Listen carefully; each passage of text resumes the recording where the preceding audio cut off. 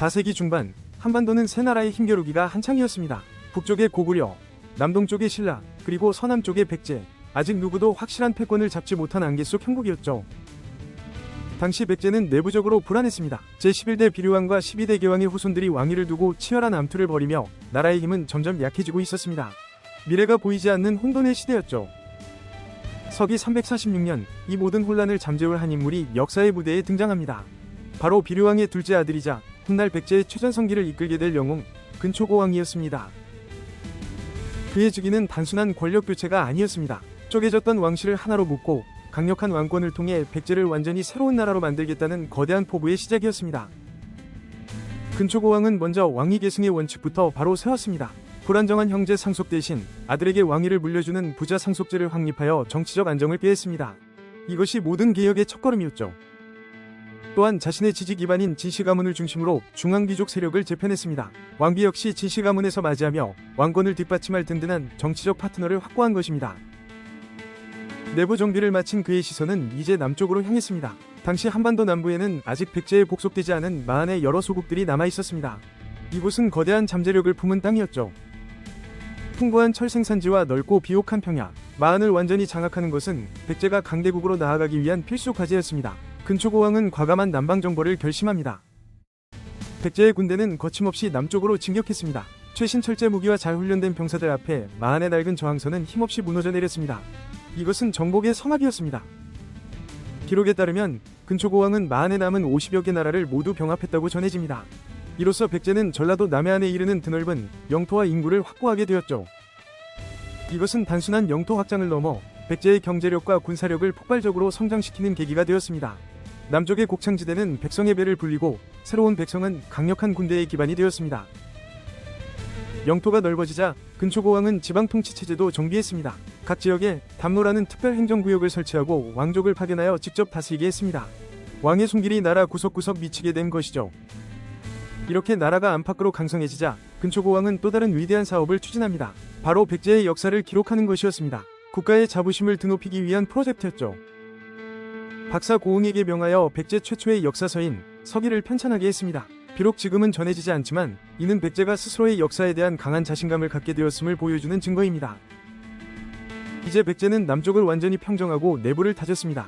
하지만 새로운 위협이 북쪽에서 다가오고 있었습니다. 바로 한반도의 또 다른 강자 고구려였습니다. 운명의 충돌은 피할 수 없었죠.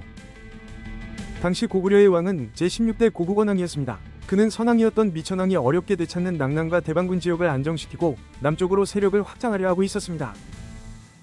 백제가 성장하는 만큼 고구려에게는 큰 위협이었습니다. 특히 황해도 지역을 둘러싼 두 나라의 갈등은 점점 더 깊어져만 갔습니다. 결국 터질 것이 터지고 말았죠.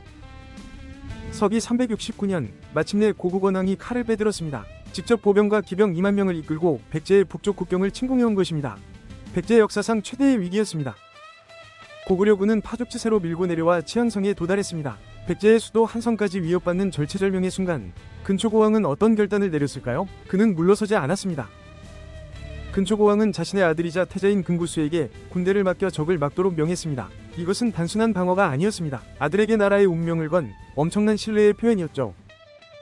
아버지의 명을 받은 태자 근구수는 즉시 군사를 이끌고 치앙으로 향했습니다.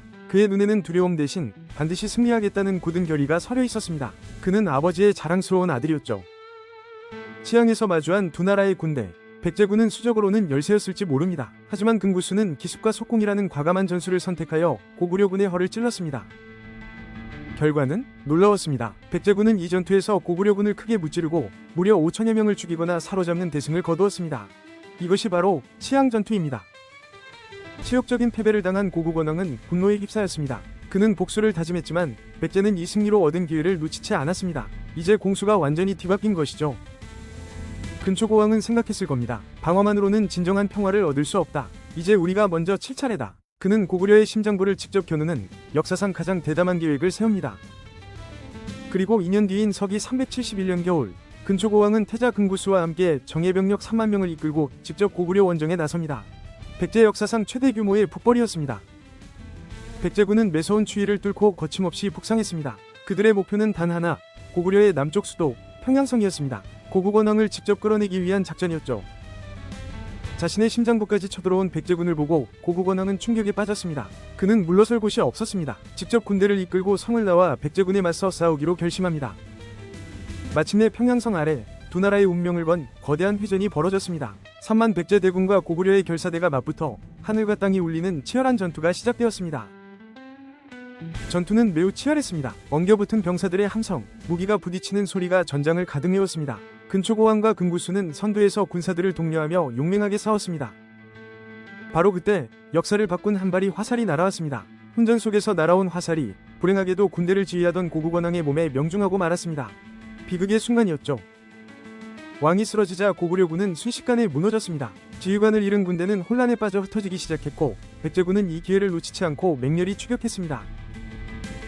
결국 고국원왕은 이 전투에서 전사하고 맙니다. 한나라의 왕이 전쟁터에서 적국의 왕에 의해 목숨을 잃은 삼국시대 역사상 전무후무한 사건이었습니다. 백제의 완벽한 승리였죠. 이 평양성 전투의 승리로 백제는 마침내 한반도의 패권을 장악하게 됩니다. 근초고왕의 시대, 백제 역사상 가장 빛나는 최전성기가 활짝 열린 것입니다. 누구도 부정할 수 없는 강자의 시대였죠. 승전 후 근초고왕은 한성으로 개선하며 백성들의 열렬한 환호를 받았습니다.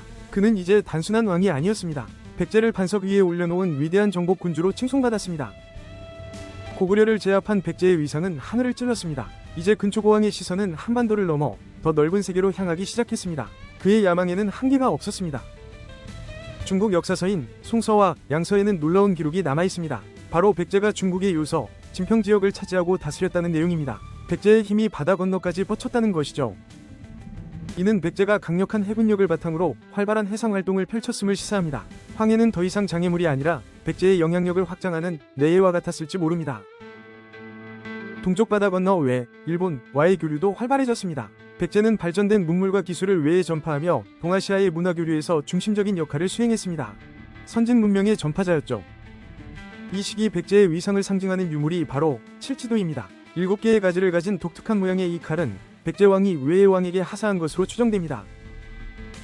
칼에 새겨진 명문은 백제의 뛰어난 철기 제작 기술뿐만 아니라 당시 외에 대한 백제의 우월적 지위를 보여주는 강력한 증거로 해석되기도 합니다. 단순한 선물이 아니었던 셈이죠.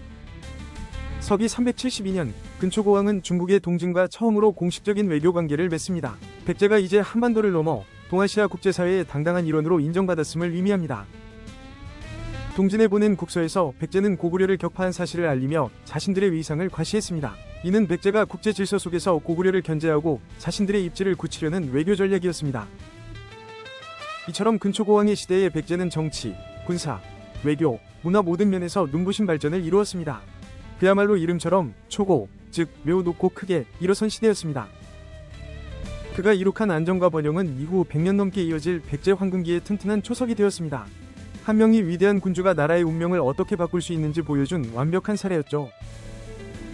서기 375년 30년간의 위대한 통치를 마감하고 근초고왕은 세상을 떠납니다. 그는 백제 역사상 가장 넓은 영토를 개척하고 가장 강력한 국력을 이룩한 왕으로 기록되었습니다.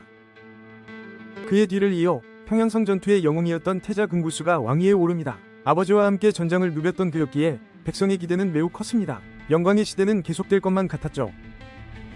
하지만 역사는 언제나 순탄하게 흐르지 않는 법입니다. 백제가 최전성기를 누리는 동안 북쪽에서는 복수의 칼날이 조용히 그러나 날카롭게 갈리고 있었습니다. 새로운 폭풍이 다가오고 있었죠. 아버지의 죽음을 지켜본 고구려의 새로운 왕들 소수리만과 고구경왕은 절치부심하며 나라의 힘을 키웠습니다. 그리고 마침내 한반도의 역사를 뒤흔들 또 다른 정복 군주가 등장하게 됩니다. 과연 백제는 이 거대한 위협에 맞서 황금기를 지켜낼 수 있었을까요? 근초고왕이 이룩한 위대한 유산의 운명은 어떻게 될까요? 이야기는 이제 새로운 장을 향해 달려갑니다.